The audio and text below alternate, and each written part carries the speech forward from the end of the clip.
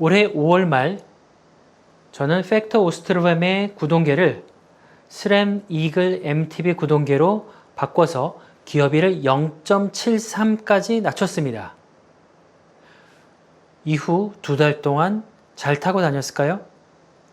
혹시 후회하진 않았을까요?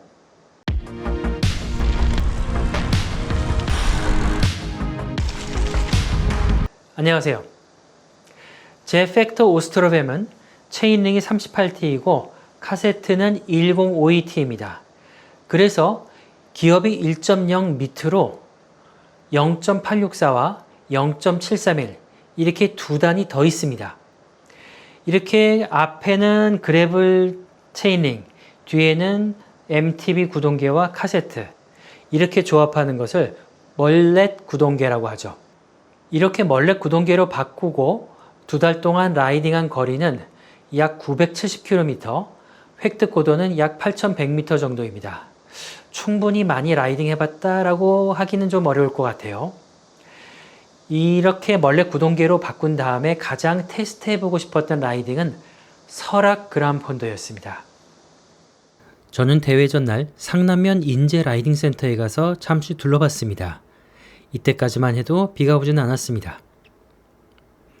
그란폰도가 없어지고 메디오 폰도로 바뀌어서 아쉽긴 했지만 우중 라이딩에도 도전해보고 싶었습니다. 그래서 자기 전까지만 해도 비가 얼마나 오든지 상관없이 반드시 라이딩 하겠다는 결심을 했었죠. 다음날 라이딩 하면서 먹기 좋게 소금빵을 잘라서 준비도 하고 메디오 폰도에 맞게 탄수화물 섭취 계획도 변경했습니다. 그런데 자고 일어나서 비가 주룩주룩 내리는 것을 보니 마음이 약해지고 갈등하다가 고민하다가 결국 포기했습니다. 지금은 그날 라이딩하지 않은 것이 너무 후회가 됩니다.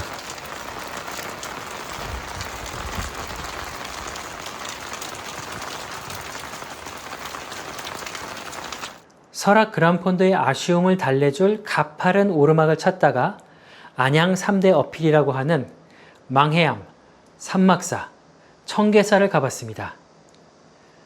와, 가파른 오르막을 체험하기에 정말 좋은 코스더군요.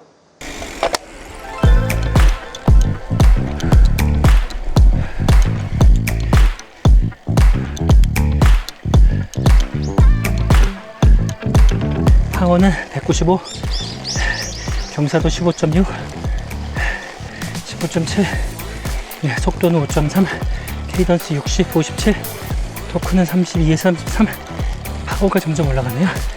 222, 경사도가 16. 어우, 여기 기업이 2.0으로는 올라가기 진짜 빡세겠는데. 경사도 17. 산박사 경사도가 17. 17.6 정도까지 찍네요.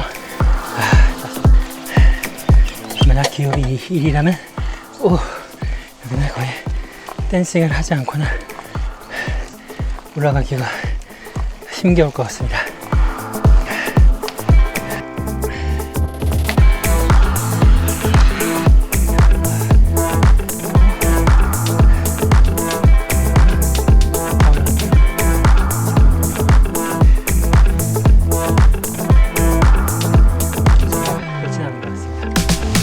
산막사의 12%에서 17% 경사도에서 10단과 11단의 차이, 즉 기업이 1.0과 0.86의 차이도 크지만 11단과 12단의 차이, 기업이 0.86과 0.73의 차이는 더욱 크게 체감이 되었습니다. 그렇다고 쉽게 오를 수 있는 정도라는 것은 아니고요. 경사도 17%면 0.73의 기업이로도 상당히 힘들게 올라야 하긴 합니다. 그렇지만 같은 경사도에서 기업이 1.0으로는 저는 댄싱하며 용 쓰지 않고서는 올라가기가 매우 어려운 지경이죠. 그리고 남한산성, 분원리, 동부 3고개를 돌아오는 코스도 타보고 특히 7월 초에는 처음으로 랜도너스 200km 코스인 퍼머넌트 2개도 타봤습니다. PT194 수도권 동부순환 퍼머넌트는 거리 205km의 획득고도는 817m라서 비교적 획득고도가 낮은 코스입니다. 평지 위주 장거리 라이딩인데 멀렛 구성이 불편하지 않을지 확인해보고 싶었습니다.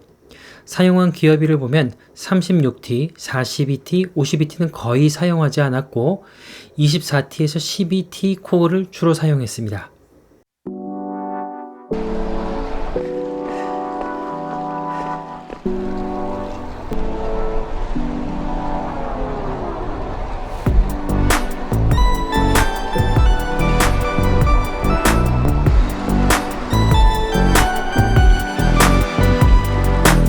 (16, 14, 12, 10T) 코고는 기어비가 2.375, 2.714, 3.167, 3.8인데요.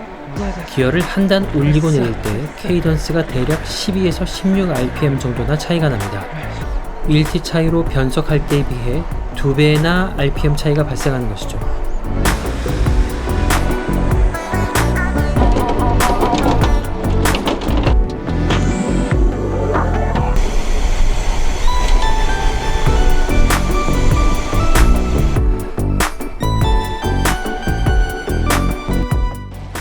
만약 팩라이딩을 하면서 팩의 속도에 맞춰서 가려고 한다면 기어를 올려도 내려도 애매하게 편안한 케이던스가 없어서 불편할 때가 분명 생길 것입니다. 그러나 저는 혼자 라이딩하기 때문에 저에게 편한 케이던스로 라이딩하면 되어서 대부분의 경우 별다른 불편함이 없었습니다. 평지나 약 내리막에서 시속 25에서 40km 정도의 속도로 항속 라이딩할 때 불편한 경우가 전혀 없다고 할 수는 없습니다. 예를 들면 변속고 케이던스 차이가 크기 때문에 편안한 케이던스를 찾을 때까지 좀 신경 쓰일 때가 있긴 하지만 잠깐 감수하면 됩니다. 하지만 거리 200km의 획득고도 1000m가 안 되는 코스에서는 전에 사용하던 4633 체이닝의 1036 카세트 조합이 더 효율적이겠다는 생각이 들긴 했습니다. 어차피 52T 코고를 사용하는 시간이 무척 적으니까요. 다음으로 거리 209km, 획득고도 2085m인 PT125 진천 농다리 코스를 다녀왔습니다.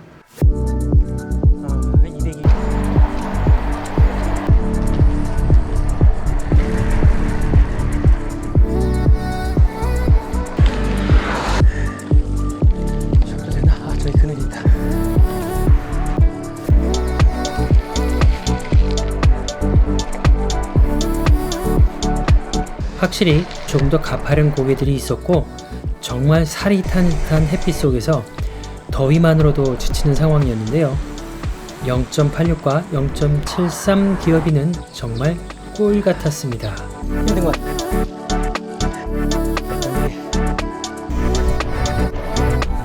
사거리는 바로 건너면은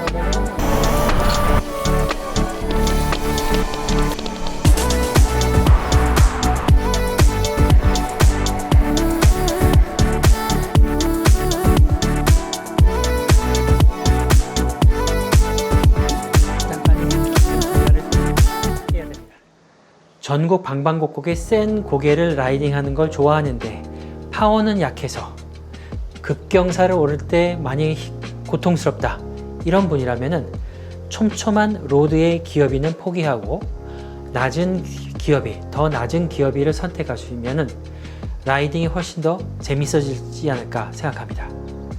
저는 2.5에서 2.9W/kg 정도의 되게 약한 라이더입니다. 그리고 대부분 저는 혼자 라이딩을 합니다. 그래서 그런지 저는 멀렛 구동계로 바꾼 것이 대체로 만족스럽습니다. 그러나 어떤 라이딩을 하느냐에 따라서 선택은 달라질 수 있다고 생각합니다. 하루만 라이딩하면 되는 경우라면 4633 체인링의 1036 카세트의 로드 구동계를 사용해서 촘촘한 기어비인 것이 더 나을 수 있습니다. 0.73의 낮은 기어비가 없어서 오르막 오를 때 매우 힘들더라도 버틸만 하고 이후 며칠 동안 쉬면서 회복을 하면 되니까요. 그러나 백두대간 울트라로드처럼 4일에서 9일 동안 매일 3000m 이상을 올라야 하는 그런 경우에는 얘기가 다릅니다. 어필에서 발생하는 데미지를 최대한 줄여줘야 다음 날에도, 다음 날에도 계속 라이딩 할 수 있을 확률이 높아질 수 있기 때문이죠.